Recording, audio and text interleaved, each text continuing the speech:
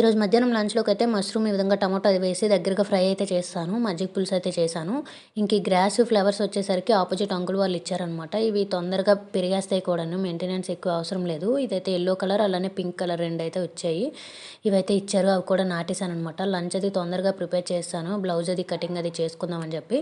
Blouse cuttings అయితే చాలా ఉన్నాయి. నేను నెక్స్ట్ నుంచి కూడా బ్లౌజ్ కటింగ్స్ సిరీస్ లాగా ఒక 21 డేస్ కంటిన్యూగా స్టిచ్ చేద్దామని అయితే అనుకుంటున్నాను. నెక్స్ట్ వీడియోస్ నుంచి వస్తాయి. ఇంకా నెక్స్ట్ రోజు దోసలు అవి వేద్దామని చెప్పి ఇక్కడ నానబెడుతున్నాను అనమాట పప్పు. ఒక గ్లాసు మినపగుళ్ళకి 2 గ్లాసుల రైస్ అయితే వేసుకుంటాను నేను.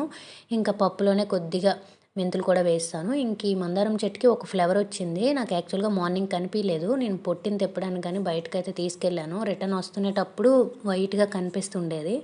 ఇంకొచ్చి చూస్తే ఫ్లవర్ అయితే ఒకటి ఉందనమాట. ఇంక ఈవినింగ్ అయ్యేసరికి రుబ్బేసి పెట్టేశాను. నా ఇన్‌స్టా అంతా కూడా నీ స్టోన్ పేపర్ సిజర్ ఆ గేమే వస్తుంది. ఇంక ఫుల్ క్రేవింగ్స్ ఉన్నాయని చెప్పి ఈ విధంగా మ్యాగీ, ఎగ్ ఆమ్లెట్ అయితే వేసుకున్నాను.